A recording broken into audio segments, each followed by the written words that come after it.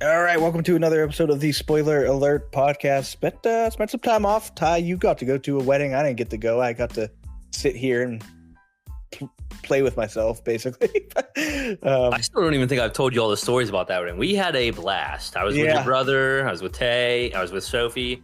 Yeah. We had a good old time. Yeah, I got to see Paige's speech though. Oh yeah. Someone had recorded it, so I was able to watch that. It was kind of funny. Nice. I feel like it was probably me that taught Paris a swear word. That sounds right. I was gonna say you definitely got mentioned in that. Yeah, that tracks. So I'm assuming that's what happened. But yeah, we needed our annual wedding bathtub picture, and we didn't get it. I know that was like a couple years ago, like lately, because it just popped up on my feed of Snapchat or something like that. So I was like, that's the day the podcast was born. That's right. It's been like a little over 2 weeks since we recorded, but there's not been a ton of stuff that came out. But we do have a lot of stuff to talk about. We do. So this is going to be another mega episode, essentially. So I'm assuming, like our last one, this might end up being over an hour. We almost always land exactly on an hour, which is somehow impressive that we have an internal clock like that. Truly. But, this one should go over, especially looking at this list of upcoming movies this week. There's a handful, and I didn't combine weeks. I'm going to set the over under like hour 20. All right. I think we're going to might go a little under that, but I think we're going to end up right around there. I wouldn't be surprised. Oh, all right. It's 9:11 my time. Can never forget that. So never forget. we can get the time from there. So let's get into it right now with A Quiet Place Day 1. So obviously this is associated with the other Quiet Place movies. This is a prequel, as the name suggests. A woman named Sam finds herself trapped in New York City. I put like a pause between New York and City because it was on the next line, and that made it sound stupid. But in New York City, during the early stages of an invasion by alien creatures with ultra sensitive hearing. So this one is not actually directed by John Krasinski this time. It is written by him, but he's not directing. Okay. I did not know that. Zarnowski, who is directing it, who directed Pig with Nicolas Cage. Have you seen Pig? Pig is a banger. Pig? Nicolas Cage has a lot of weird. Another one coming out in like a week or two. Long Legs. And I heard We're really talk good. about that one quite a bit. Exactly. Okay. Yeah, Awesome. I cannot wait for that one. We'll be talking about that one here shortly. Perfect. So Michael Zarnowski directed Pig. Joseph Quinn is starring in it. He was Eddie in the Stranger Things, Connor in Game of Thrones, and he was also in that Overlord movie, which was basically Nazi zombies. It was literally just Nazi zombies. Just that. He's also going to be the Human Torch coming up here. Fantastic Four. Ah, okay. Good for him. Yeah. So he's really blowing up. Makes sense because he's already working with Lupita Nyong'o, who is also a Marvel star. She's Nakia in the Black Panther films. Who should have become the Black Panther, if we're being honest, but that's neither here nor there. They kind of fucked that up, but we don't need to talk about it. He's also Adi Ali in Us, the Jordan Peele film, which I wasn't into that one. It was okay. It definitely wasn't as good as what the hell was the first one called? I'm drawing a blank here. Get Out. Get Out. Yeah, did I lose you? Oh no, I'm here. Okay, it sounded like you cut out. Okay, good. Back at it. It also has Digimon. I really want to say Digimon. I think it's Hansu. I think it's Jaimin. It's Jaimin Hansu.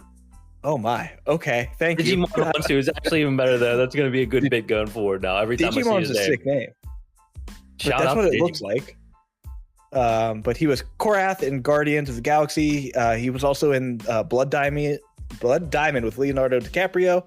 He was the Wizard in both Black Adam and Shazam. So he's in both Marvel and DC films. He's been in all kinds of stuff. He really just shows up in everything.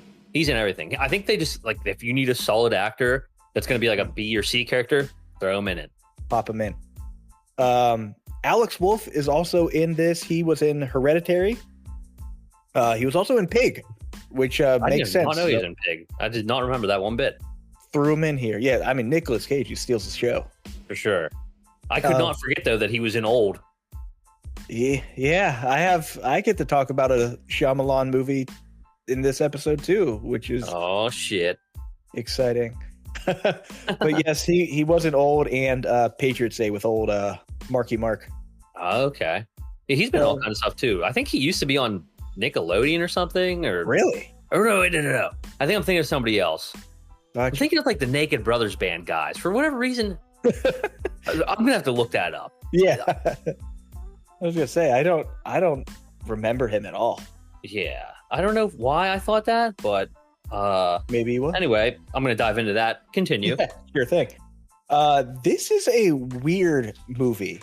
And the reason I'm going to say it's weird is because it is going to be a 4-parter.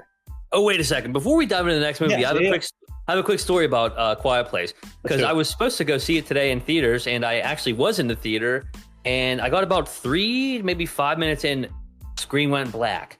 Just like whenever I saw Dune 2. Screen went absolutely black. Some people got up and went to the, the front desk and were complaining, so I think they were trying to fix it. Could still hear stuff, and then they shut it down completely, tried to fix it, ended up waiting about like 20 minutes or so, and then just nothing. So then they came in and they told us to cut to the front desk and they'd reimburse us and stuff. So I ended up getting 2 free movie tickets and a free popcorn ticket, which is cool. All right. So I'll definitely put them to good use. But I was excited to see this movie, so not going to have much on it today because I was going to save it for next week anyway. But now I'll see it probably, I don't know, Sunday, Monday, something like that. That was just the real Quiet Place. You just sit there in silence. It actually was, because it was dark and silent. I was like, wow, all right. It's pretty good. That's been happening a lot at my theater I've been going to. Yeah, that works. It happened at Dune, and I think it might have happened at like one other time. And then I don't know. They just must have bad projectors. They got the best seats in town though. They have the recliners, so whatever. I'll take the free tickets. Just ends up. It'll just end up being a good movie if it's anything like how Dune was. Exactly. There you go. But yeah, this next film is Horizon: An American Saga. This is going to be a 4-parter, and the reason that part's not weird. The weird part is this first part is coming out this week, and the second part comes out in like a month. Oh shit! So did he film them all at once? No, because 3 and 4 are still in production. Okay. Did you see the runtime on this movie? I did not. It's over 3 hours long. Oh my! And there's going to be 4 of them. Yeah, so like I'm seeing kind of a mixed bag with this. It's Horizon, by the way. I don't know if we said it yet or not, but yes, Horizon, I'm seeing American Saga. Real mixed bag here with critics and audiences for the scores here. Yeah, which makes me think I might like it. I do love westerns. It's one of my favorite genres, and if it's done well, they're always good. So I think what's really interesting is that it's Kevin Costner directing and starring, and he just left Yellowstone. Yeah, did he leave it pretty much for this? He talked about the reason why, but yeah. I never really got too big into Yellowstone. I've never seen it. I think I might have watched like some of the first season, and I kind of I was over it. I know that one guy's real cool, Rip. But also, real quick, Alex Wolff was in the Naked Brothers Band. Okay, with his older brother, Nat. They're the Naked Brothers Band, so that's really funny. And now he's just a pretty good actor. Yeah, that's Alex Wolff. That's a good trajectory, to go from that to the Naked Brothers Band to. I mean, Hereditary is probably his best role for sure. Mm-hmm. Memorable. Oh yeah. Anyways, this is going to be a chronicles of multifaceted 15-year span of pre and post Civil War expansion and settlement of the American West. So, already said Kevin Costner's in it. Sam Worthington, who is Jake in Avatar, Jenna Malone, who is Joanna in The Hunger Games. Also get Michael Rooker, who is Mohawk guy, Guardians. Mary Poppins. Gondu. Oh, right. In Guardians, and then this face, Giovanni Ribisi. I'm pretty sure he's the weird dude from Ted. He is. He's Donnie and Ted. Ah, okay. So he's just that weird guy that wants Ted for his kid. But he is also in this. But yeah, like you said, mixed bag. Really don't know what to think about it. Probably won't see it until all 4 parts are out, but they seem to be pumping them out pretty quickly. I feel like this is one that, like, if I don't see the theaters, it's going to be tough to sit at home and watch a 3-hour long movie. So that's where you got to do them in parts. Even though it's already going to be 4 parts, each part needs to be split Honestly, up. Just kind of binge it like a show. Yeah, exactly. So we'll see. Next one here is a horrible title, but it's Daddy-O. A woman taking a cab ride from JFK engages in a conversation with the taxi driver about the important relationships in their lives. So just looking at like the trailer and everything, it looks like it takes place completely in the taxi cab. And it's one of those movies that like they stay in the taxi cab. Maybe they have like flashbacks or something. Mm-hmm. And you just really need good dialogue and a good story to keep you interested. Otherwise, this is going to tank. Yeah, for sure. Big name in it, though, is going to be Sean Penn. So, hey, he's there. Next, we hear A Sacrifice. American social psychologist Ben Monroe investigates a local cult connected to a disturbing event, while his daughter becomes embroiled with a mysterious local boy. So, directed and written by Jordan Scott, who hasn't done anything at all. But Sadie Sink, another Stranger Things person, she was Max in the Stranger Things, and Ellie in The Whale, Brendan Fraser's daughter in the film. Oh, okay. But she is in this along with Eric Bana, who was our OG Hulk from 2003. Oh, okay. Yeah. So get a few recognizable faces here. Again, this one is kind of under the radar. Doesn't look like anything amazing, but it's coming out, and you'll recognize the faces in it. Yeah. Also, side note, I saw Sadie Sink live in person one time, randomly in downtown Pittsburgh. She was like walking with, I guess, like a manager or like a bodyguard or something like that. I don't remember where I was at. I was somewhere like right downtown, like maybe before a Pirates game or something like that, eating somewhere. And she just kind of like walked by. And I was like, that's definitely the Stranger Things girl. What's up? I don't know if she was like in town for a role or something like that, but it was like so random. Yeah. Interesting. Very random. Another film here. We have an A24 movie. This seems to have had at least a limited release already in 2023, but getting a wider release coming out this week. It's called Janet Planet. In rural Western Massachusetts, 11-year-old Lacey spends the summer of 1991 at home, enthralled by her own imagination and the attention of her mother, Janet. As the months pass, 3 visitors enter their orbit, all captivated by Janet. So I think there's the play on words there with her being a planet and people being in her orbit. So they're trying to be funny. But this is written and directed. It seems very random. Oh, sorry. I was saying, I think I might have seen a preview for this one, but it's not like, it's kind of ringing a bell, but like, so is the actress, who is the lead actress in this? Julianne Nicholson. Yeah. There you go. I see your note now. That's why she's a recognizable face. yes, I will. So what Ty is seeing here is, man, she looks really recognizable. And yeah, she's been in some things. She was just in Dream Scenario, also with Nick Cage. That's it. I, Tonya in Black Mass. But I also got a note here. She looks like Elon Musk. So that might be a little bit why we're like, man, I've seen you places. Man, it's A24. You know it's going to be weird. Maybe she's going to legitimately just like turn into a planet, because that isn't out of the realm of things for A24. Yeah, not at all. 6.6 on IMDb. I'm kind of interested in this just because it might just be one of those wacky A24 movies. It's actually just pretty sweet. It's giving me vibes of oh shit. What was the old Joel? Yes, exactly. That's so funny because I'm going to mention that a little bit later too. Speaking of 85 on Metacritic. 85, not bad. Doing pretty well. Also in it, Will Patton, who is the cop in the Halloween movies, and he was the head coach. Well, was the head coach until Denzel came and took over in Remember the Titans. Okay. That's where you know him from. He's also in a lot of things. You'll recognize his face. Yeah. Definitely. And just dropped today, A Family Affair on Netflix. An unexpected romance triggers comic consequences for a young woman, her mother, and her boss, grappling with the complications of love, sex, and identity.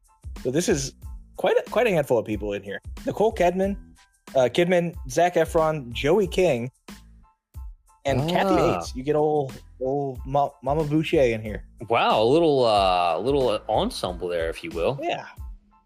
So I don't know. I've been disappointed by a lot of these films lately. It's currently sitting at a 5.5, which isn't a great sign. Yeah, I'm gonna check the Rotten Tomatoes on that just for the hell of it here. Not very interested in this one, I don't think. No, not at all. And I just don't like Nicole Kidman. Nope. Just seeing her before the movies drives me crazy. At every AMC theater, they Rotten Tomatoes, so 47% critic approval, which is terrible.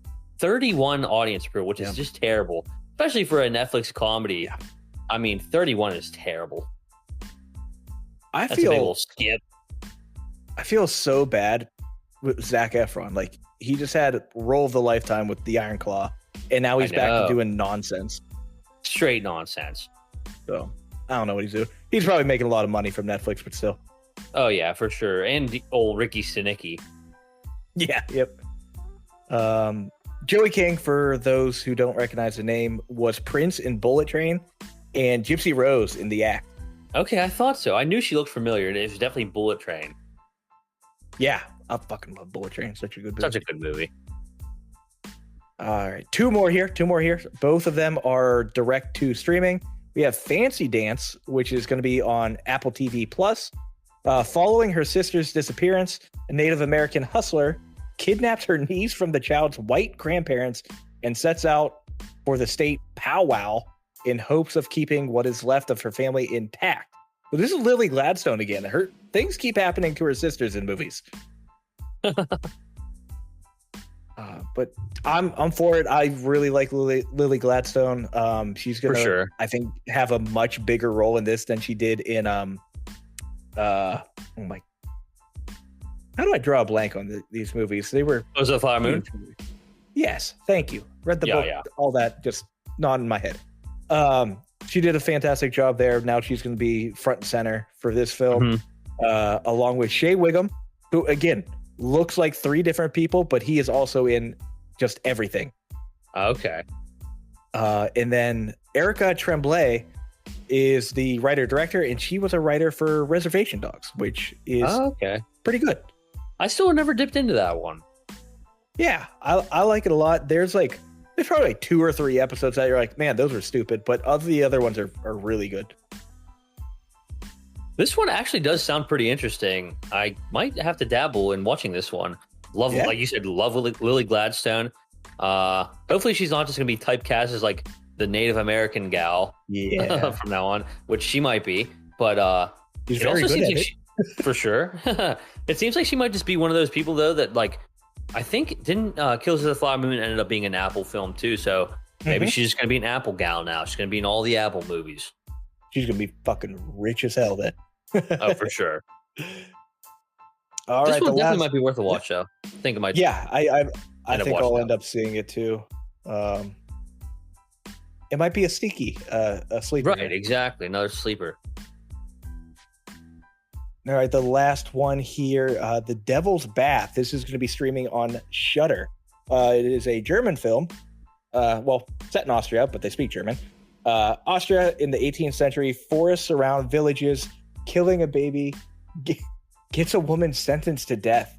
Agnes readies a married life with her beloved, but her mind and heart grow heavy, a gloomy path alone, evil thoughts arising. So, we're not going to recognize any names in this. However, the writer-directors are the same ones for Goodnight Mommy, if you have seen that. Oh, yeah, that one was a good one. So I think I watched the actual German version, too. That's the one to watch. Oh, yeah. 7.2 IMDb. That's a pretty high score. It's kind of wild when you go to like the tags on IMDb, and one of the tags is killing a baby. Jesus. Oh man, I'm not gonna spoiler alert. Actually, I almost just spoiler alerted House of the Dragon, but I'll wait. I thought you were gonna spoiler alert Human Centipede 2 when they crush that baby in the car. Yeah, it's always like whenever they go for it, killing the baby. You got to just do it. Like, yeah, you can't just like, I don't know, throw it in a pool and leave. That's not good enough. Yeah, if you're gonna kill the baby on camera, just do it. Do it. Explode it like a watermelon. Pushes the movie over the top too. Yeah. I actually picked out one movie to kind of go along with this. I saw it whenever I was looking for tickets the other day. It must have just came out within the last couple weeks. It's called Thelma. I don't know if you've heard of this one or not. But it definitely came out since our last pod, and I've been contemplating going to see it. But it's the old mom from Hubie Halloween, and it just sounds hilarious. So it's a 93-year-old Thelma gets duped by a phone scammer pretending to be her grandson. She sets out on a treacherous quest across the city to reclaim what was taken from her. So, like you said, Jules, I said this could be this year's Jules because I'm looking at it. Okay. Maybe I just have a soft spot for well-reviewed movies starring old people, but it's got a 7.7 on IMDb, 99% certified fresh critic score, which is fucking unbelievable, and an 87 audience score on Rotten Tomatoes. So big scores all around, and I might end up using one of my free tickets on this. It could be a good one. It's a true story. Really? Yeah. So it says Thelma's apartment in the movie is the real apartment of the real life Thelma, who is currently still alive at the age of 103. Oh my gosh. Still rocking. That is crazy. I don't know if I've heard of this director or not before. We've done nothing. Yeah. Yeah. No. Don't know. I think the only person I recognize is Hubie Halloween's mom there. Actually. Yeah. She's also Michael Scott's mom in The Office. Yeah. So I might end up seeing this one. If I do, I'll have to. Ruben Rubasa, actually, he's in I Think You Should Leave a lot. He's hilarious. But if I see this one, I'll obviously let you know. Okay. Sounds good. Definitely caught my attention. Which leads me to our 2 news items of the week. It's been such a slow couple weeks here for news. Like I said, we haven't podded in like a little over 2 weeks, and not a lot of news at all, which is kind of weird. But easily the biggest news of the week here is that Eddie Murphy has revealed Shrek 5 is already in the works with a donkey movie on the way. So he says he's recorded the first act of Shrek 5, and which they technically haven't even announced yet, and that there's also a donkey movie that's bound to happen. So I guess better late than never on those. He thinks Shrek 5 will be 2025. But these animated sequels are definitely hot right now, so I'm not surprised that they're finally doing it. I have his quote here. He said all kinds of stuff, but this part's really stuck out to me. He said, "So we're gonna do a Shrek, and we're doing a donkey." I think that's the favorite quote I've ever read on the pod. We're doing a donkey. Yeah, that sounds like that could mean a few things. Yeah, but with the success of Puss in Boots and all that, I'm sure these movies are gonna do pretty well, especially kids and stuff. But this franchise is just always good. I truly don't think I've seen any of them after like maybe Shrek 3, or I don't think I've seen any of the Puss in Boots movies either, but I'm definitely in for Shrek 5. I might be in for the donkey movie. Yeah, it's one of those ones that we'll get dragged into one way or another. Yeah, after Shrek 2 I kind of tuned out. We started to get a little bit older after that one. Well, I still saw them. They just weren't good. Right. They were very bad. But the latest Puss in Boots movie was fantastic. I remember you told me about it. So yeah. Every time I hear the word donkey now, I just hear it as Gordon Ramsay too. Yeah, who just almost forever died. Yeah, I saw that. He got fucked up. Jesus. His whole body was like purple. Yeah. Not even like any purple I've ever seen before. Dark, like black purple. Yeah. Oh, he gross. Turns into like Grimace from McDonald's. Yeah. So we have Donkey to look forward to. Okay. Last bit of news here, because there's only 2. The Megan universe, which is M3GAN, in case we all forgot. It's going to expand here with an erotic thriller called Soulmate. And of course, they had to throw the 8 in there, so it's SOULM8TE. It's going to be an erotic thriller with a technological twist. It centers on a man who acquires an artificially intelligent android to cope with the loss of his recently deceased wife. Oh, no. In an attempt to create a truly sentient partner, he inadvertently turns a harmless love bot into a deadly soulmate. Oh, no. So the film is being described as in the tradition of 90s domestic thrillers, but with a modern technological twist. It's going to bite his dick off. Right, yeah. It's going to get freaky. That's what's going to happen. Yeah. It's going to be a lot of robots, sexual fucking, I don't know. Yeah. But Kate Dolan, who I've not really heard of before, is going to direct the film, which Universal has currently dated for January 2nd, 2026. So quite a while away now. I don't know if Megan 2 is coming out before that. I don't think so, but it was solid. I think we both thought it was a pretty solid movie. Yeah. It's good to keep building on that universe, keep making their money or whatever. But at the same time, this could very well just be exactly like Megan, except with a sex doll. So we'll see. I mean, that's what she. Well, okay. I'm not making that joke. Never. That was going to be bad. But since it was a short news week, we're going to get into our new segment here, Flop or Not, which was previously titled Bomb or Not, but I don't think that's going to be working well for the algorithm. We have that in the title, Bomb or Not. I don't know. Ever since I tried to make a picture of it in AI, and it was like, we can't do that. We're just going to not do it. We're just going to call it Flop or Not. All right. Cue the music. I'm insert bomb noise. But I'm going to pick a few upcoming movies each episode, and we'll guess if they're going to fail to make a profit at the box office or if they're flop with their ratings on whether it be IMDb, Rotten Tomatoes, whatever. So I have a couple here this week, and it's honestly a pretty strong week here I picked. I think I went a couple weeks out, but the first one up here, Despicable Me 4. And I'm going to go out on a limb here and say, it doesn't matter what the reviews are of this movie, it's going to make some fucking money. Like I said, animated sequels right now, family movies, they're doing well. They're killing it. I think Inside Out 2 is really killing it. This one is absolutely not going to flop in any way, shape, or form. Yeah, I think I'm with you there. Let me see what else is coming out around that time. See if it actually has any competition. So I don't think it does. It comes out early. It comes out July 3rd. So that's a Wednesday. So yeah, right I'm before with the you. Weekend, people are going to have off work. People are going to go see this movie. They're going to take their kids. It'll do well. That'll be the movie of the week. Absolutely. Which leads me to my next one here, Maxine, which I can't wait for. It's one of my most anticipated movies of the whole year. I don't think it's going to flop either. These movies don't really have big budgets, and I fully trust Ty West, Mia Goth. This whole trilogy has been great. It's going to go down as probably one of the better horror trilogies probably of all time, honestly. The budgets aren't huge, like I said, but probably wouldn't matter because these movies have a really strong following. I think people are going to go see it no matter what. Already seeing really good reviews too, so I definitely don't think this one's going to flop either. I don't think so. I am going to say, rating wise, it's going to be good. It's going to work well. Yeah. I think box office, it doesn't. Okay. Because of the reasons we just talked about, right? We have Despicable Me 4 coming out.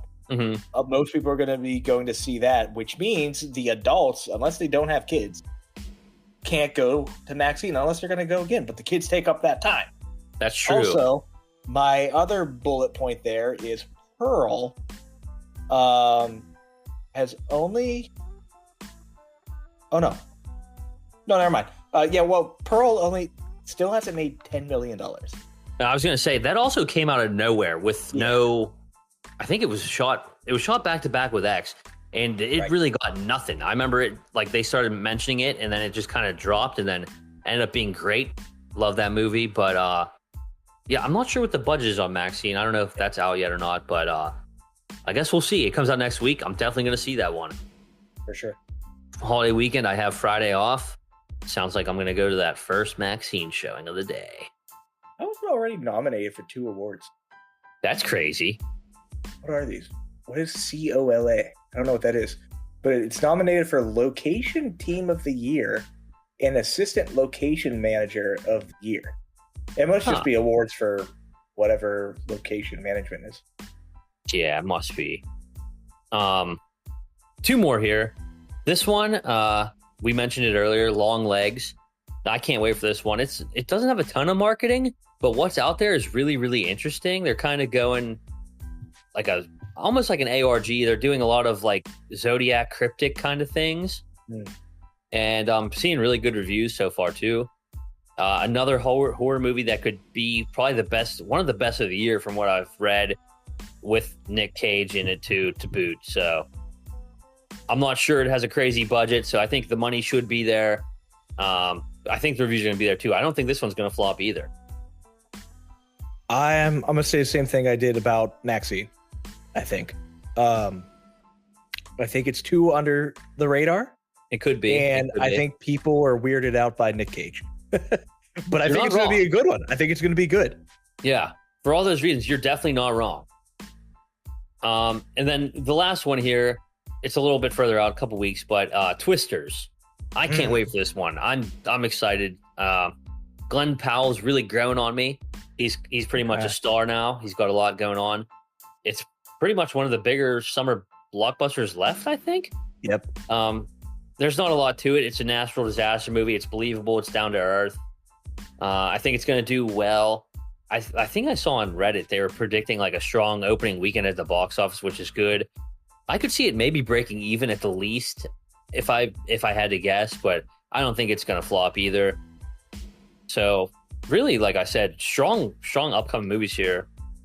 I'm gonna go backwards on this one. Okay. I'm gonna say it does really well in the box office, but I think it sucks. Okay. I'm gonna go with that. So I think I have a bias here, which we will talk about later. Mm-hmm. But that's part of it. Also, I mean, we're getting back into like these attacking environmental type of movies, like the first Twister. Like, holy crap, there's a massive fucking tornado coming.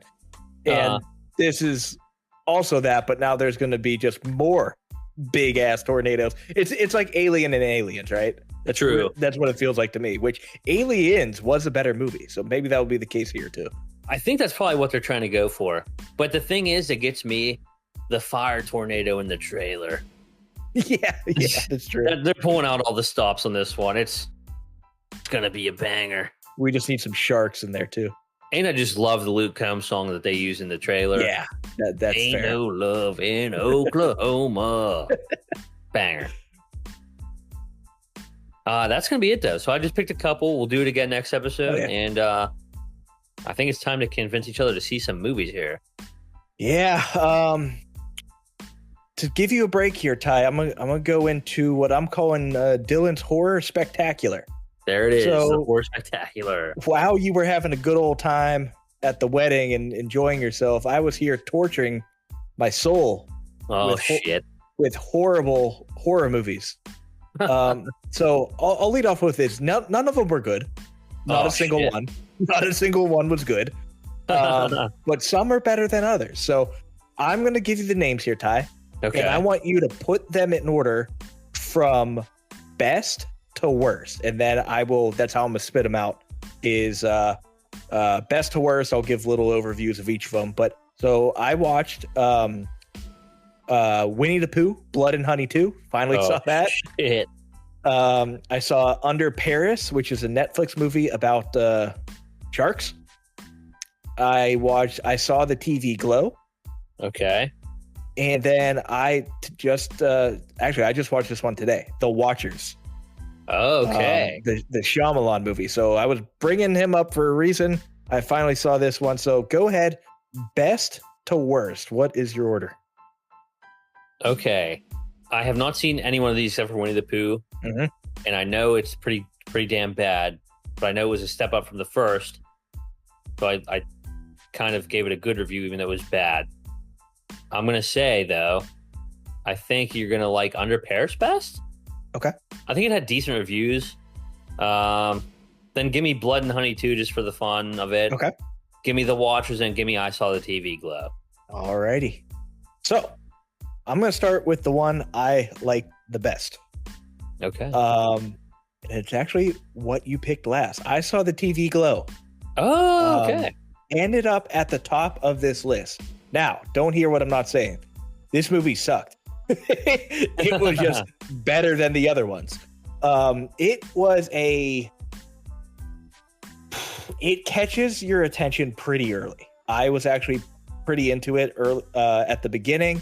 Mm-hmm. Interesting kind of premise, kind of a dorky dude who gets invited over by this cool girl to watch this TV show. And because he's so dorky and everything, he's like, oh, this is my in with people, mainly this girl. So I'm going to get really into this TV show too.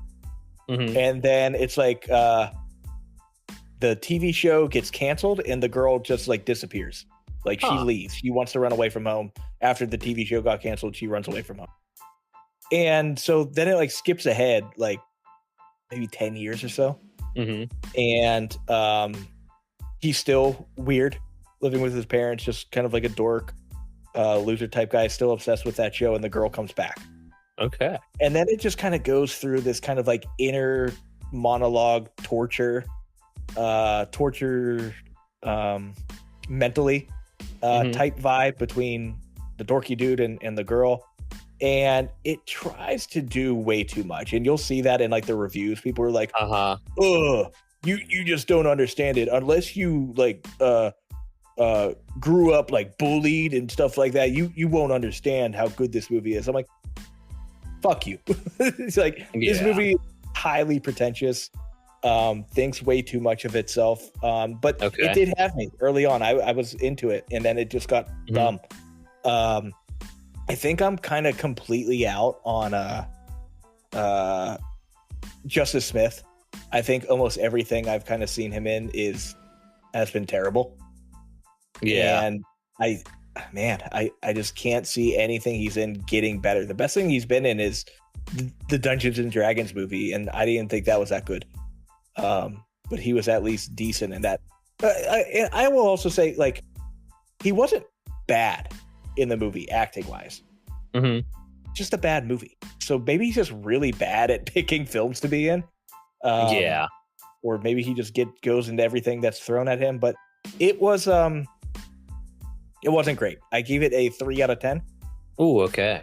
Like I said, it tries to be too much. And there's the thing, like, if you're making a shitty movie, you know it's shitty and you lean into it, I support that fully. That's fantastic. Do that. But if you're making a shitty movie that you think is like a fantastic film, you're just a jerk. Like, you're a liar. Agreed. And so, but either way, that ended up at the top here. That one I almost went and saw a couple different times. Never really found a time that lined up, whether or not. But the trailer kind of had me, because it seemed kind of like mysterious.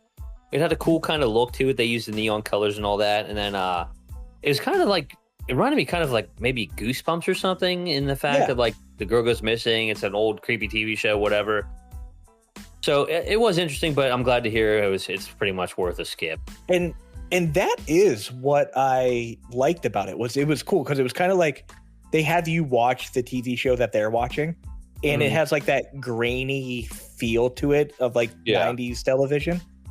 And that's what was interesting about it. But the critics are having a field day with this movie. They're saying how much they love it. It has an 84 on Metacritic. And we know the reasons why. You go and look at who the director is. If you say anything bad about this movie, you're just going to get called a bigot. But it's not good. It starts out really interesting, but does not keep that. It felt extremely long, and I think it's pretty short. It's only an hour 40. It felt super long. Okay. I don't know if we should. I'm not even going to go into the director. Never mind. Never mind. Not going to go there. People can look up themselves and make up their own mind. But again, I didn't look into who any of these people were until I watched the film. And like, I wasn't biased that way. I'll be honest. I was a little biased against Justice Smith because he's been in garbage. But he does a good job. He does a good job acting in it. But the film, it can't carry it. Yeah, that can only get you so far. So, after I saw the TV glow, my second favorite was Winnie the Pooh, Blood and Honey 2. Hell yeah. For the exact reason I said like 5 minutes ago. It knows it's stupid. Yeah. But it leans into it. It's like, yeah, we're going to make this ridiculous. Like when Tigger like takes out that random rave that's going on with like 15 people. It's the dumbest thing. But he goes... He's just roaming around, like, just swearing. He's like, "Oh, bitch, come here! What the?" I'm like, dude, run away! Like the dumbest part was the fat chick who along like the cat that has like holes in the bottom, and they're like, "Oh, look out! He's under you!" And he just starts stabbing up in the thing, and she falls over and gets stabbed to death. Like that was ridiculous. So stupid. It was I also so damn funny. Spoiler here. It's a shit movie, so who cares? Spoiler. I totally thought Tigger was gonna be Christopher Robin's brother. Yeah. But it's not. It's Pooh. Pooh is his brother. Yeah, Pooh's the brother, yeah. Which I thought was confusing because like he hung out with Pooh when he was younger, so wouldn't he kind of like realize like, hey, Pooh didn't fucking show up until my brother disappeared? I don't know. So it's still stupid, but they lean into it, and there's going to be a third one. Exactly. At least they gave it a story. At least they tried to do some kind of story with this one. The first one was just bad, and there's no excusing it how bad it was. Yes. This one is just bad, but at least they tried a little bit more. Agreed. I ended up, I think I gave it a 2. Let me make sure. Nice. Can't remember what I gave. I honestly made it like a 4. Did Winnie the Pooh? You did give it a 4. Yeah. So I had it a 2 there, which is double what I. Well, actually, that's not true. It's an infinite amount more than what we gave the first one because we gave the first one a 0. Yeah. Worst movie ever of all time, still to this day. Yeah. It's not good. All right. I had to really think about this one, and I was still thinking about it like coming in to us recording between the last 2 Under Paris and The Watchers. God, they were both horrible. They were both really bad. But I'm going to say just like a screen grab from Rotten Tomatoes, and it looks terrible. It's so Under Paris is my third favorite out of this list. Okay. I was certain it was going to be at the bottom. I was so positive it was going to be at the bottom. And I love sharks. Sharks are like one of my favorite animals. I think they're cool. I like shark movies, even if they're stupid. Like Meg, Deep Blue Sea, all these, even if they're dumb like that, I enjoy them. Mm-hmm. This had such, I don't know, garbage CGI, garbage writing, garbage undertones. Like, so at the very beginning of the movie, the main girl's like crew gets annihilated by this shark that they've been tracking forever. And they're like, oh, that shark's huge.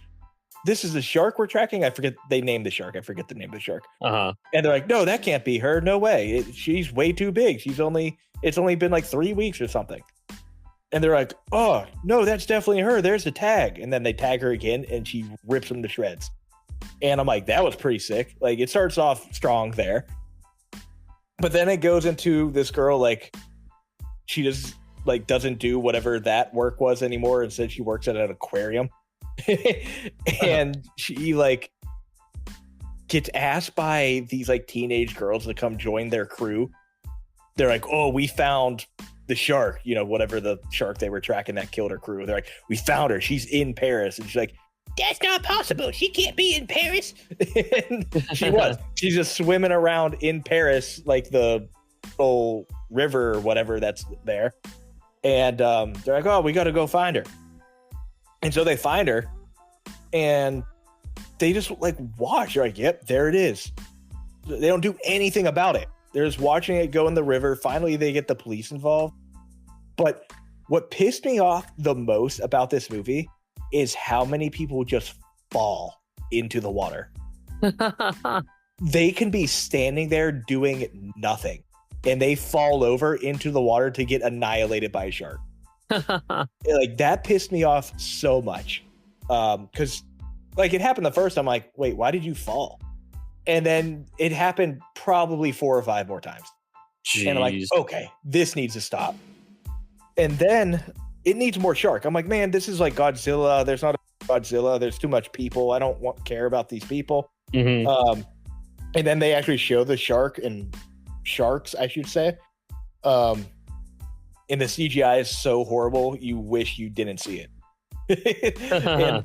and so it starts with one shark, and then they're like, how are there's like hundreds of sharks somehow later. And they're like, how did that happen? They're like, she's something. I don't remember the term. And they're like, what does that mean? That means she doesn't need a male to breed. And I'm like, what? Oh my God. It just starts having babies. And they're all just killer sharks. And then the last part that's really fucking stupid is they're like warning the mayor of Paris or whoever the hell this woman is. They're like, oh, no, we shouldn't have this race in the fucking river. There's sharks everywhere. They're like, no, there's not. There's no sharks. And that's always the dumb shit. Like, the politicians never believing people. And they have this race. Hundreds of people in this race. And the sharks go loose and just go off on them. Just like a swimming race? Like, not even like a boat race or anything? Oh, no. They're swimming. That is so damn funny. And I'm like, I lost my shit. I was laughing. But while it was funny, unlike Winnie the Pooh, they were trying to have a serious movie. And they were trying to be serious about it. And the whole undertone of the movie was like, the environment's going bad. It causes a shark to go here and do this. I'm like, no, the shark was all fucked up and it like evolved. They're like, I don't know how much of that was, global warming or whatever, but that's the undertones of the movie. I'm like, that's stupid. Oh my gosh. Is this movie in English, by the way? No, it is in French. And did you watch the sub or the dub? I always watch sub. Okay. I get annoyed when like the voice doesn't match. Yeah, it is worse. Mouth. So that always annoys me. But so that made it worse. Listen to people speak French. They always sound so angry and full of themselves, which they were. To be fair, they were full of themselves thinking this was a good movie. How was the CGI on the sharks? Absolutely horrible. I was gonna say it looks like atrocious. Yeah, just from this little quick screen grab I'm seeing. I don't know how much money they spent on this. Let me see. With Netflix backing them, you'd think that they would have a little bit of a budget. Yeah. 25 million euros, which is like, I think it's like 28 million US dollars or something like that. So good enough that you should be able to make some damn sharks. Yeah, easily. So, oh yeah, the movie poster is a shark in the water with the people racing. Yeah, that's hilarious. Yeah. So that's why that happened. Yeah, don't watch it. It's really stupid. Taken. My final one here is The Watchers. This gets last. Oh, I should say Under Paris I also gave a 2, but I ranking Winnie the Pooh over that. There you go. So yes, the worst movie of the bunch is The Watchers. M. Night Shyamalan's daughter gets the Nepo baby treatment and gets to direct a movie. She shouldn't have done that because it's really bad. So like most of M. Night's movies recently, this one has no character development at all. They just kind of throw people in situations, and they have scenes and dialogue that feel so out of place that the only reason for them to be there is to explain something. And, that should sound like a good thing, right? Oh, they're explaining something. But it's so taken away from, like, the main thing of what's going on. It's like if I was telling you about the Super Bowl this past year, Chiefs versus San Francisco. Mm-hmm. And while watching the Super Bowl, we go off to the side to the benches, and they explain what a touchdown is. You know, it's like, okay, we didn't need to go over there and hear that. You know, there's a lot of stupid shit like that. And they also have things are too convenient. That's not the right word. They make things happen because they need a reaction. Man, that also sounds really stupid. This will make sense. I promise. So the movie starts, she is working in a pet store, and there's a bird, and the pet store owner is like, hey, take this bird to this place. And she goes, okay. So she takes this bird down this road in the middle of this forest, and like her car stops working. And so she gets out and goes into the woods and just starts like screaming, hey, my car broke down. Like she knows someone's there, which, I mean, somebody was there, but what are you doing? No one's doing that. And they're like, and she literally says to the bird, she goes, oh, looks like we're walking. And she goes out into the woods, maybe 2 minutes, starts yelling for help, and then goes, oh man, I guess we should turn back. I'm like, what was the point of going walking if you're just turning back? Oh my gosh. People have heard of horse girls, but get ready for bird girls. Oh yeah, the bird shit keeps happening. So let me get to that, because that's why another reason it was fucking stupid. So she finally runs into this old lady, and the old lady's like going into some random ass building in the middle of the forest, and she's like, if you value your life, you better start running. and so, you know, because it has to happen, she runs into this building with this old lady, and it turns out there's all these other people stuck in this building, and they're like, oh, get in line, the Watchers are coming. And that's the name of the movie. You know, and so they all get in line, and she just follows suit. She's like, okay, I'm in the line too. No normal person is just going to be like, oh yeah, I better get in line too. I'd be like, what the fuck are you people doing? You know, right. She didn't act like a normal human being.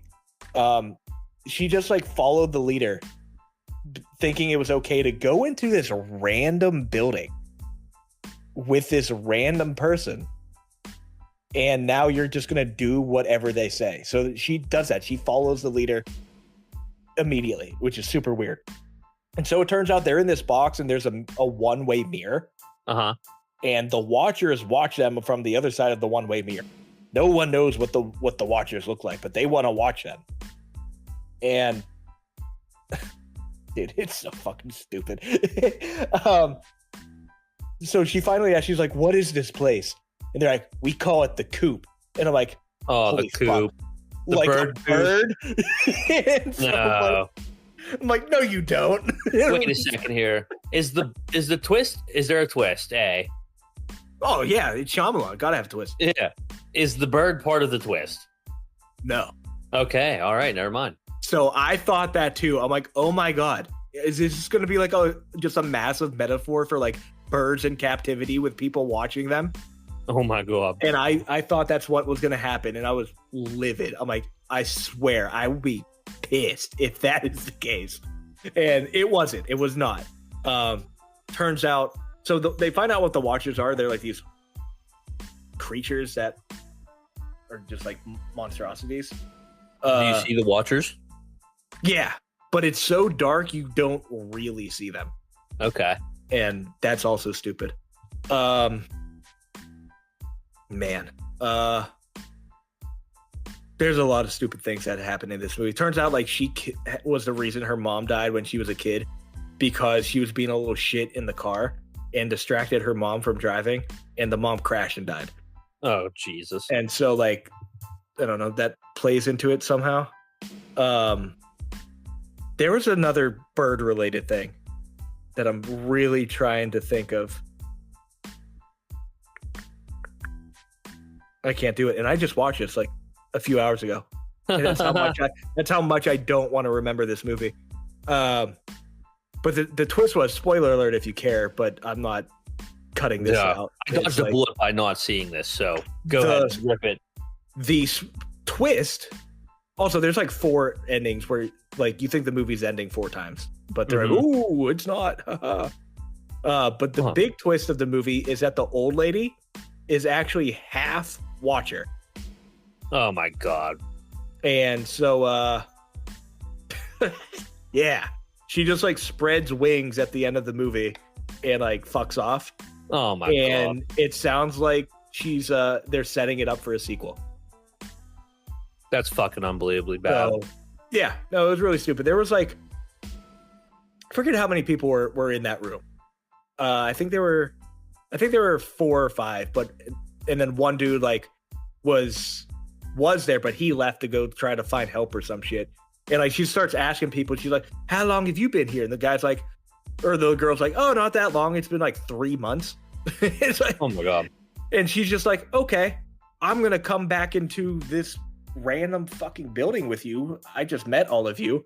And like the old lady's telling us like, "Oh yeah, you'll never make it back you'll die. The Watchers will get you." And she just fucking believes it. It's like no explanations for any of this shit. She like half questions the old lady. She's like, "What are you talking about?" But still, while like question her, does everything she says. Yeah, they're like, "Oh, you'll never make it out of here if on foot. It will never happen." And before nightfall or some shit, because that's when the Watchers come out at night. But my God, is it stupid? And, yeah, I mean, you just saved me several hours of my time. I'm so glad I did not see that.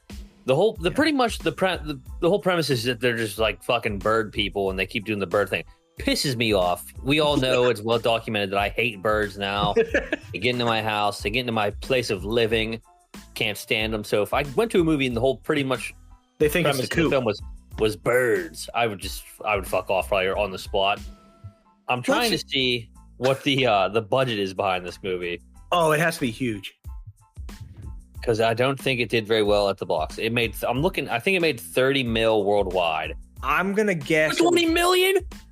How much? Wait a minute, huh? Ford Disney received $50 million from the United Kingdom while making the film. Total amount spent on the Watchers down to $220 million. You're nuts. What did you spend that money on?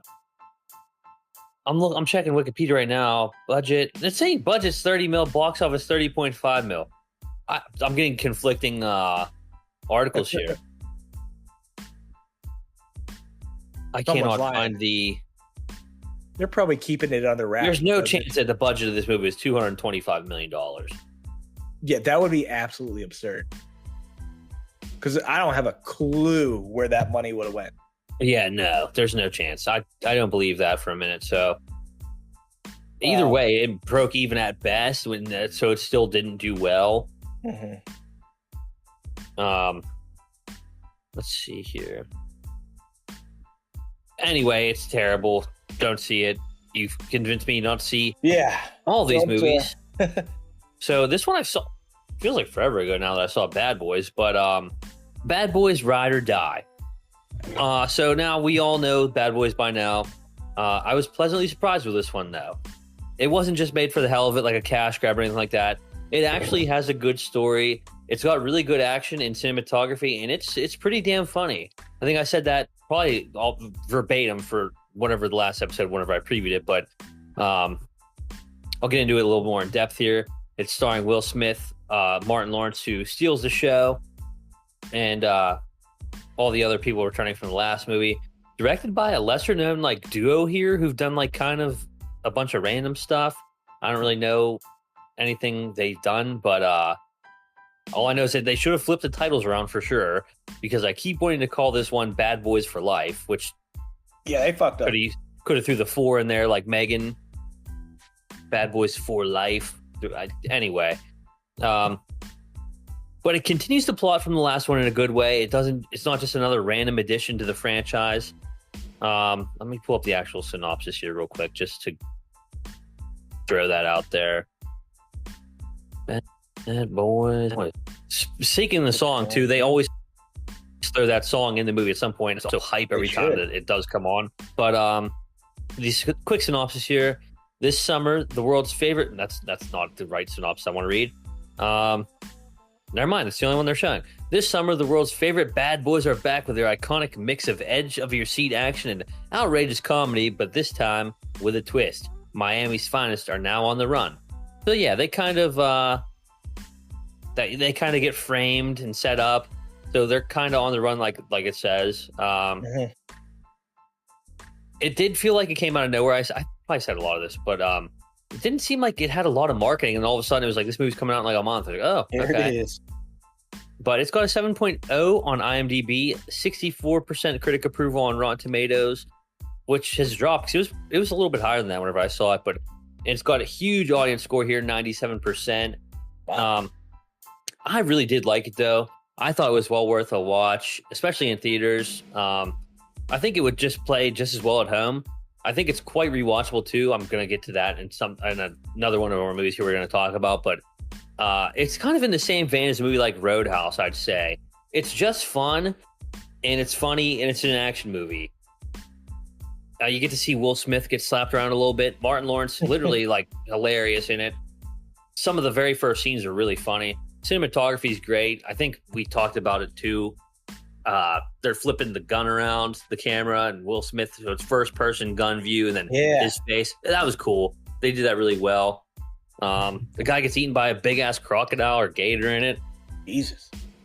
But it was just a nice surprise. It was a little solid movie, a good action movie, probably one of the actually better action movies of the whole year, because it doesn't have much competition as far as action goes. But yeah, I think it's worth a watch, especially compared to all the things you just watched. I would say this easily takes the cake as watchable as hell. Good. Yeah. Awesome. So that's me convincing you to see that. I'm pretty convinced. However, why is DJ Khaled in this movie? I think he just gets fucked up in it. Okay, all right, I'm in. Okay, great. I think so. If I'm remembering correctly, because I was like, "What the fuck is DJ Khaled?" And then I think he gets like hammered somehow. Sick. He probably thinks he's like the star of the movie, though. But I know he is really one of the most annoying guys of all time. He's a wild person. Also, Alexander Ludwig reminds me of the Volkov UFC. Yes. Yep. You're right. Tall blonde guy with that same exact haircut. Mm-hmm. And we get Joe Pantoliano. Dude, he's the man. I like him a lot. Yeah, he's the shit. I think this. I'm looking here on IMDb. It is the highest rated of the movies. So, Bad Boys has 6.8, Bad Boys 2 6.6, Bad Boys for Life 6.5, and Bad Boys Ride or Die 7.0. Hell yeah! So that's cool. Yeah, it was a fun one. Only an hour and 55. Maybe could have trimmed a little bit of that, but it went quick. It was pretty enjoyable. Not really a dull moment. And I think, like I said, I landed on like an 8 on it, I think. Okay. And I would say that's not easy to do. You know, the later movies, like the further away you get from the original movie, I think the harder it is for it to be good. Yeah. Yeah, so they reeled it in with this one. Nice. Awesome. One more convince me to see? 2 more. 2 more. Oh boy. Yeah. We got mega episode. We can't skimp out. Yeah, absolutely not. So, movie I saw in the theaters. See this. I saw this last Friday. So went and saw Inside Out. I know it's a kids movie. I like kids movies. They can be fun at times. This was pretty good. I won't lie. It was no, I won't say that. It was a good movie. It was not as good as the original. I'm a pretty big Pixar fan. I think the past few Pixar movies have been pretty bad, quite honestly. And I think like DreamWorks and Illumination have really taken over the children's animated scene. For sure. But Inside Out 2 was a difference maker there. You know, it was not like man, I don't even Turning Red, I think was the last one.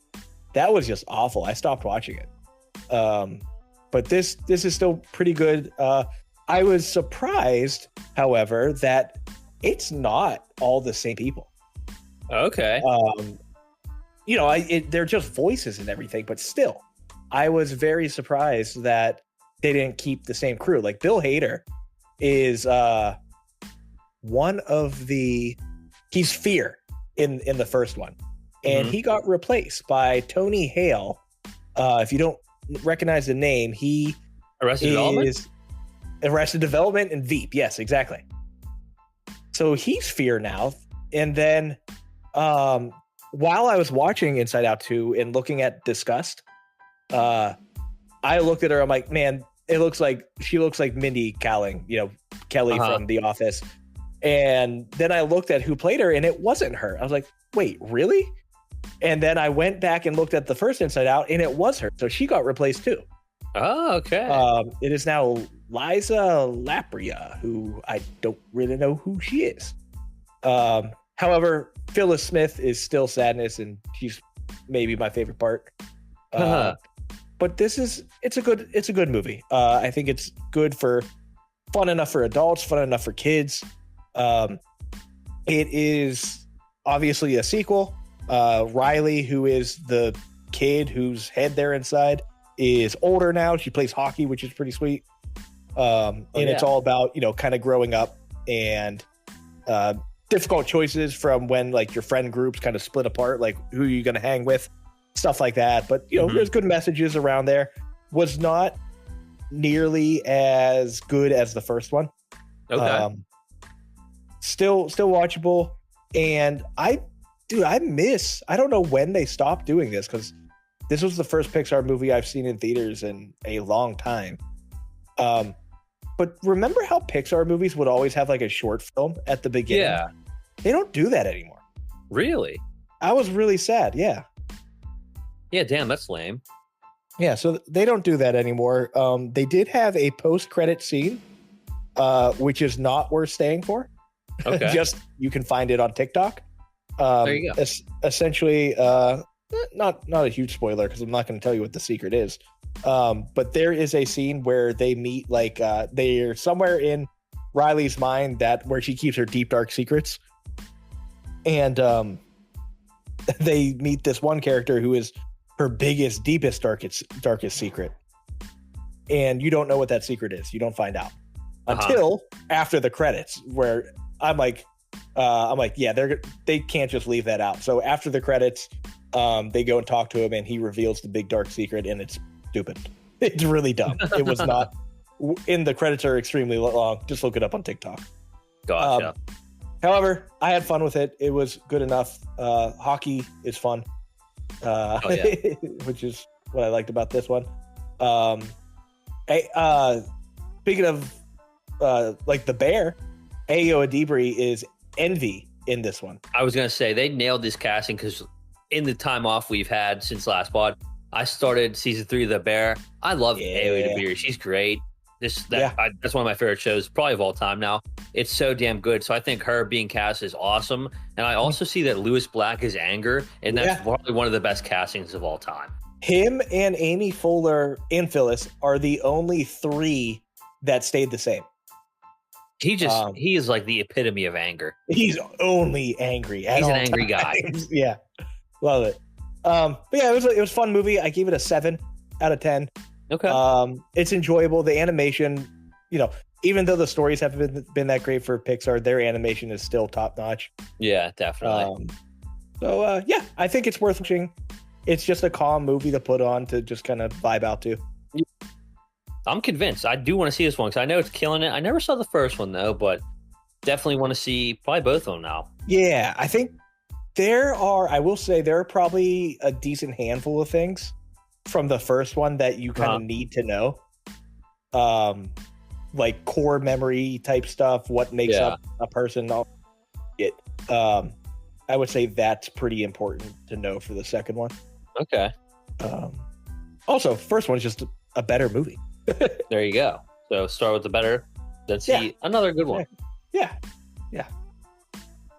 Second one here. The last convinced me to see before we get to our main review, which I don't think I said, but we are main reviewing Bikeriders. Hell yeah. Both of us saw that, and so we will get into that after my convinced me to see for Hitman. It's not going to take very much convincing because I started it, did not finish it. I really liked it. I maybe got like 25 minutes or so in, and I thought it was pretty good right off the start. I know it's got really good reviews, but I want to hear it straight from the man. Yeah, so I am going to convince you to not finish that movie. Really? Yeah. Whoa. So I'm glad you told me how far in you were, because I agree. We're at 25 minutes in. You're like, all right, that's pretty sick. Uh-huh. It doesn't stay sick. Wow. It gets there's a lot of dumb decisions that are made by the characters. The story gets a little messy. I think it's also a little predictable where it's going to end up, which is fine. That's not the problem. But it just, if they would have, I'm going to go spoilerless. If they would have stuck to just him getting super into the character of being a hitman, it would have been great. They focus way too much on this romance shit that isn't real romance. Like if you find this romance, something's wrong with your head. Yeah. And that'll make sense if you continue it. I'm not, it's not the worst watch in the world. Right. But it definitely does take a steep downturn. I ended up at a 4. Okay. Wow. 10. And to be honest, that 25 minutes in, I was probably sitting around the 7, 8. Yeah. I was like laughing. I was like, yeah, this is definitely like a 7 or an 8. Pretty funny. Glenn Powell just doing Glenn Powell shit, being funny and charming or whatever. But yeah, I mean, it took me long enough to start it. Maybe I won't finish it. I don't think I will. Yeah, if you do finish it, I'll be curious if we have the same on it. Yeah. But that's why, when we started talking about Twisters, that's where my bias kicked in. Okay. Because I'm like, all right, Glenn, that's 2 for 2. You've tricked me in. Maybe he's just not a rom-com guy. Yeah, maybe. I think they think because he's a good-looking, handsome dude. Sure, I'll give him that. And like the acting on his part wasn't horrible. It's just, I don't know, the story and the have you met the girl yet? I don't think so, actually. No. Oh, okay. Well, she is the most like unlikable character ever. Okay. And like it's rough. Like they try to make you feel bad for her, and you're like, she's dumb. She deserves all of this. Was he like? Is he a teacher and an FBI guy, or is he just like? He is he's a professor at like a community college for psychology, and then he did part-time like tech work for the New Orleans PD or something. Okay, that explains that. Because I was like, oh, so he's just also a teacher too? Okay. Yeah. No, he just like part-time the police thing, and then he got super into it. Okay, I gotcha. Also, this comes up at the end of the movie, which is kind of a spoilery reason why I disliked it even more. It's a true story. Partially. Really? Oh, no shit. But yeah, I think it started off in the beginning. It said something about it being like a semi-true story or something like that. Gotcha. Yeah. So they like talk about the guy it's based on. Like at the end, they just like show pictures of him and whatever. Oh, okay. And like talk about all of his accolades and everything. And you're like, man, that dude seems pretty cool. Why did they portray him like this? Yeah. So that's not super spoilery, but that's another big reason I disliked it. I think I was probably at a 5, and then they showed that part. I'm like, oh well, fuck you. and then I brought it down. All right. I don't think I'm gonna finish that movie. Yep. So also I felt like that was another one. Like that was pretty short, wasn't it? But it felt long. I think it. Hour 55. Okay, I was gonna say it's right around 2 hours. I think. Yeah, it like, and maybe another reason I'm so upset with it is an 82 Metacritic score and a 6.9. That 6.9 is fine for a user rating, but like, yeah, why are the critics loving this. They're eating it up. Yeah, I don't know. Yeah, no, it's a shame. It could have been extremely good if they would have just focused on him getting too deep into being acting like a hitman. That would have been fantastic. I really like all of his characters. I didn't realize that there was like the love romance element to it. Oh my god, I completely forgot. So that's the problem. That's all they focus on afterwards. Yeah, so they blew. And I'm like, this needs to stop. Yeah, it wasn't. Yeah. Yep. Damn it. But anyways, let's close this episode out with a full review of the Bikeriders. We will kick it off. There's really not a ton of spoilers you can give for this movie, it feels like. No. But so let's just dive right into it. If you don't want spoilers for the Bikeriders, how about this time? We'll give our rating. First, tell the people what we like about it, disliked about it, real quick, and then we can send them on their way if they don't want spoilers. So Ty, let's do what we did last time. On the count of 3, we'll say our rating. All right, I like it. Hold on. So I will do 1, 2, 3, go, and we'll say it after go. All right, here we go. 1, 2, 3, go. 9. Okay. All right. We're about the same. Pretty close. Yeah. So, and I will also say with that rating, let me plug in your rating. I want to read off the top 5 movies we got so far. So Dune 2, still sitting at the top by itself. Bikeriders ends up right below it now. I was going to say, it's going to definitely probably end up in my top. Yeah. So only half a point is separating Dune 2 and the Bikeriders. And I got to tell you, Ty, it was that close to tying or taking over Dune 2 for me. Oh, wow. So it was very close there, but we'll get into why it didn't. I'm curious. I wonder if we have the same gripe. Yes, I'm curious as well. So Dune 2 at the top with a 9 consensus rating. Bikeriders at 8.5 at number 2. And then we have a 3-way tie at 3rd place, all with 8 ratings between Love Lies Bleeding, Snack Shack, and Last Stop in Yuma County. Okay.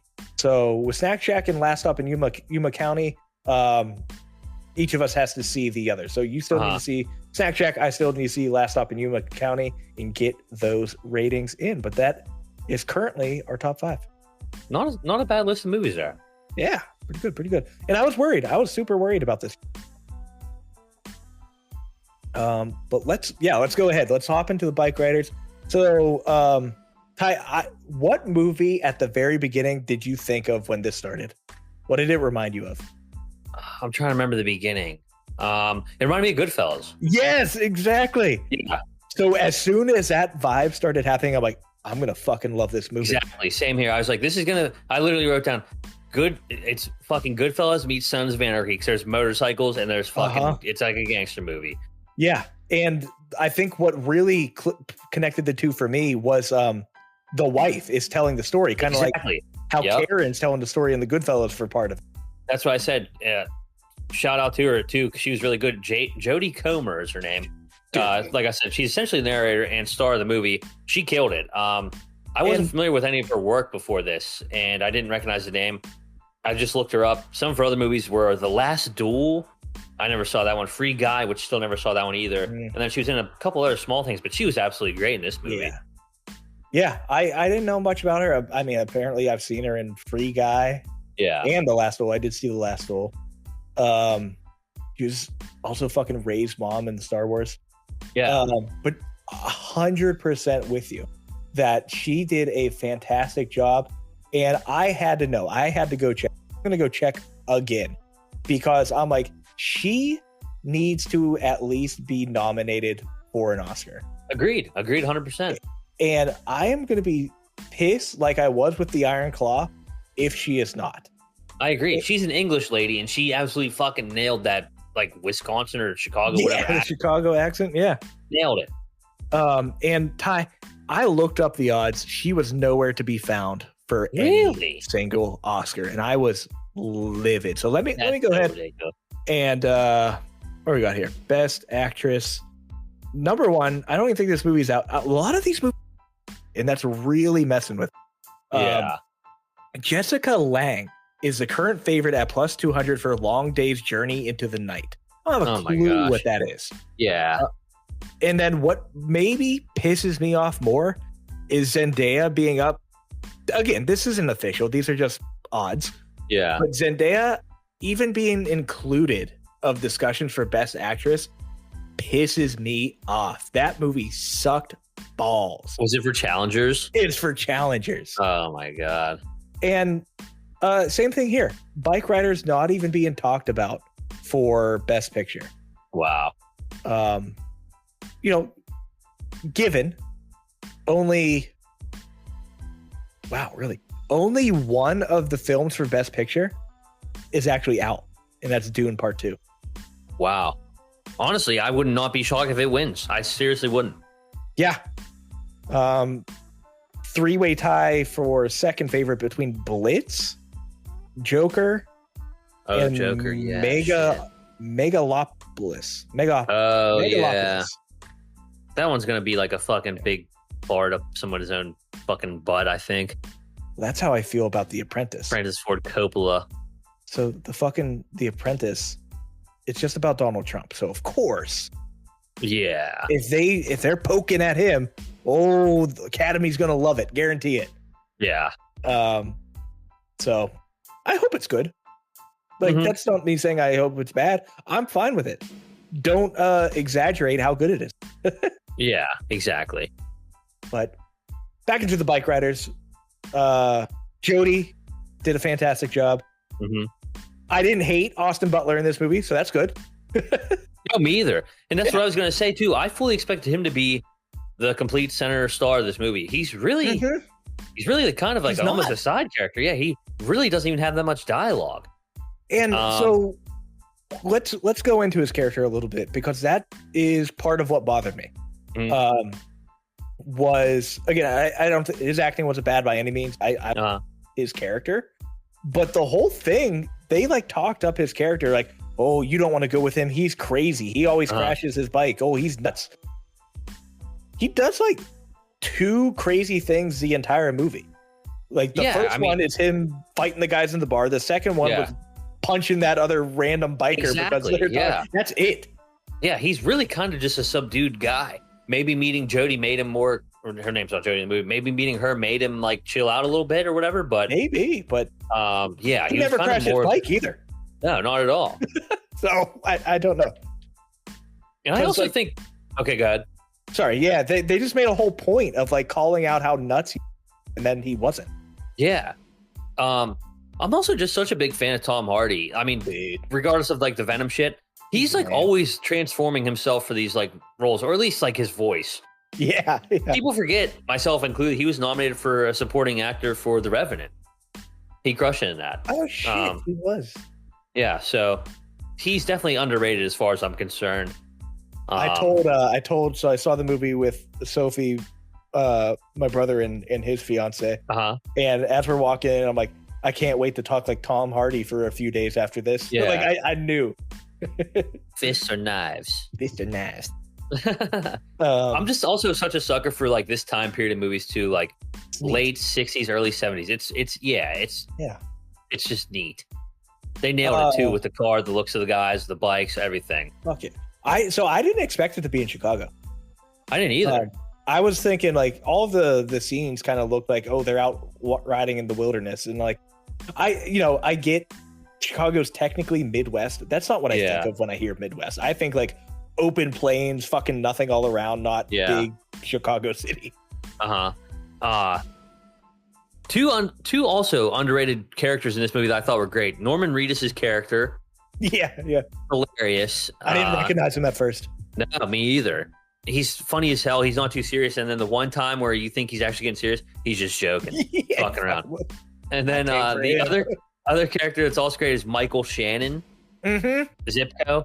He's like he was awesome. Also another under the radar great actor. Anytime he shows up, he's always solid too. He always plays a nut, like not like out there exuberant nut, but like oh, a screw loose is with that guy. Yeah, he just has that look about him. Yeah. But in the movie, he's always chugging that fucking jug of wine. Oh yeah, getting pounded. Yeah. Cockroach was crazier than Austin Butler's character. Oh yeah, for sure. He ate bugs. Yeah, and it was so funny. I was waiting to see him like actually eat some bugs. Something they just kept saying about how he eats all these bugs. It was so funny, dude. How don't you show him eating a bug? Come on. I know. That upset me. It's also, I feel like this movie's so rewatchable too. I want to watch it again already. I think this one's also based on a book, which it is. I can't tell if it's a book or a picture book. Either way, I want to buy it though. Because have you seen how much it is? Was I having a stroke, or did I see it like for like $400? You weren't having a stroke. So the original like printing, I saw it. It was out on. I think I saw it on like Amazon. It was going for like $4,000. That's insane. Yeah, I knew it was.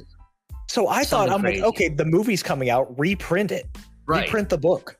And I haven't found it. There's no reprints. No, I was looking too. I was like, so I think it's just like what the guy.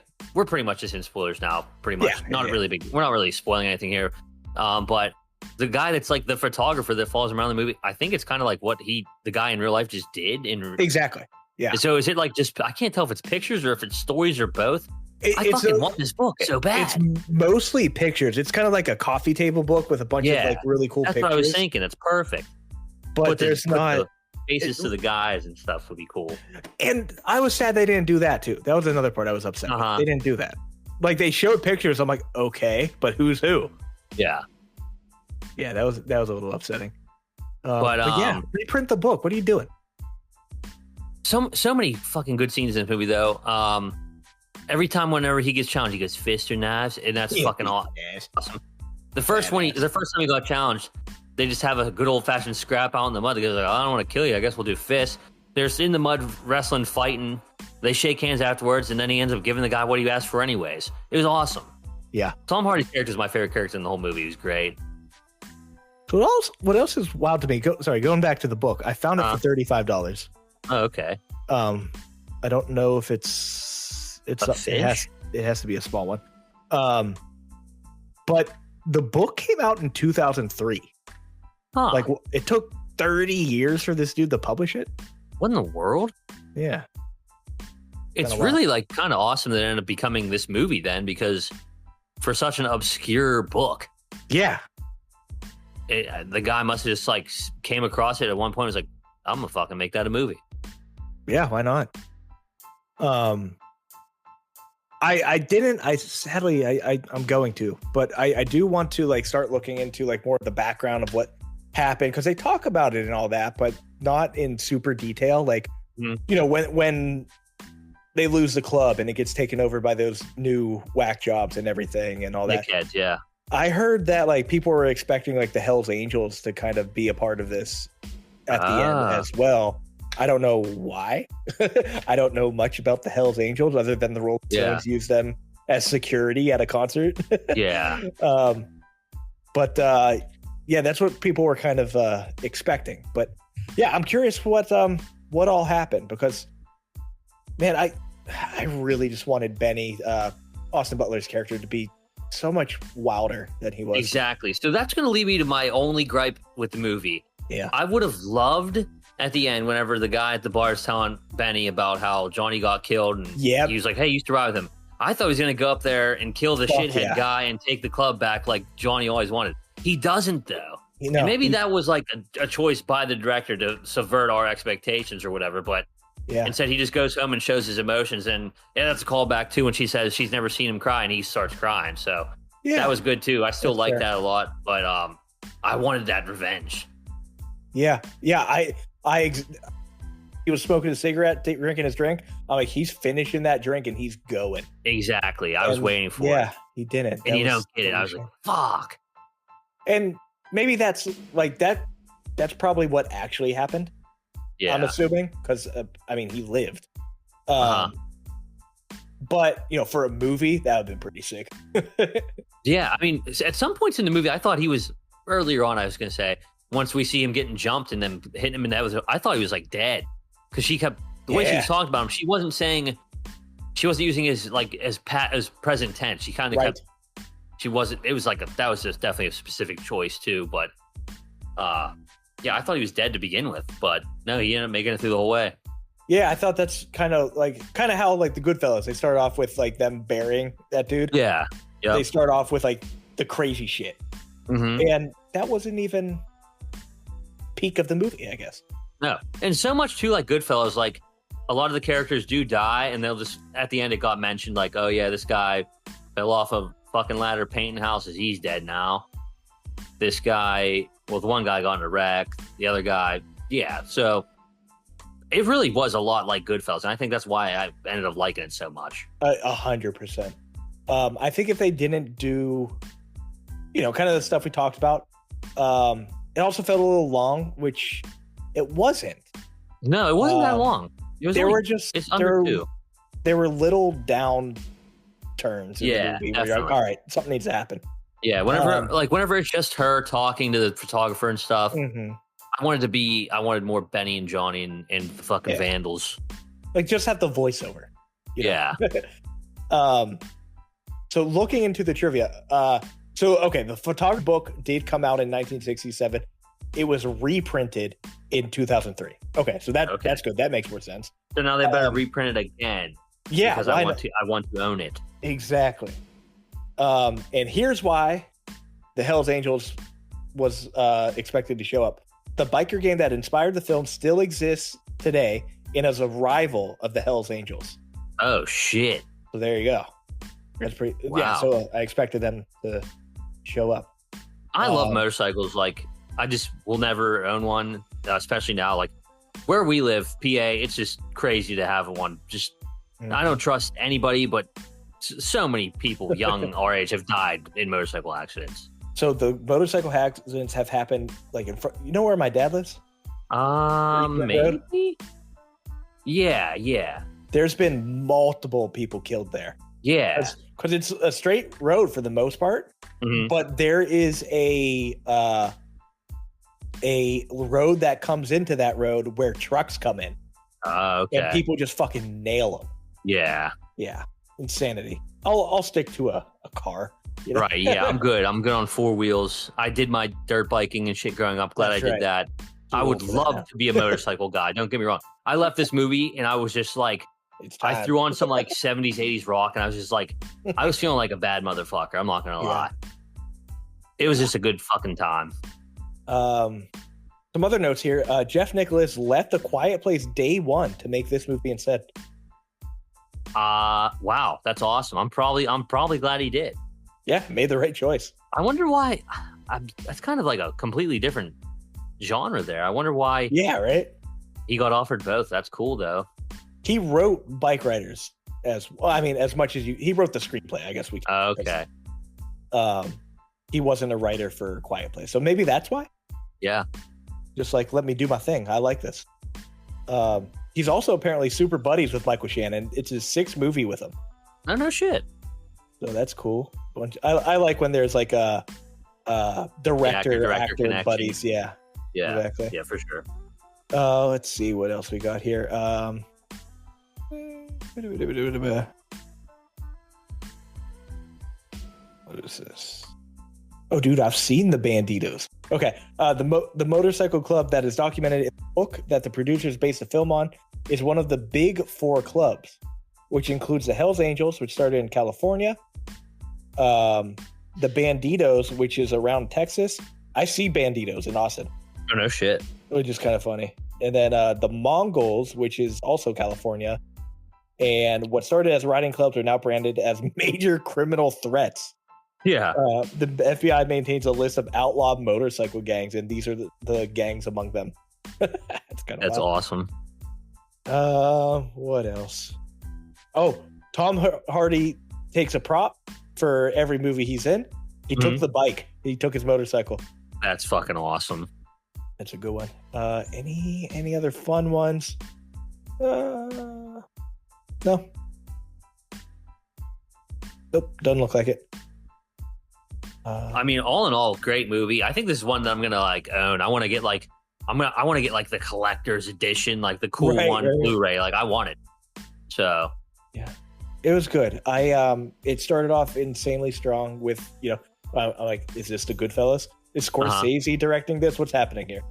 And what what a comp to be compared to such a movie. I know. I've never compared any other movie to Goodfellas ever, because it's just the top. But it was kind of there, kind of similar.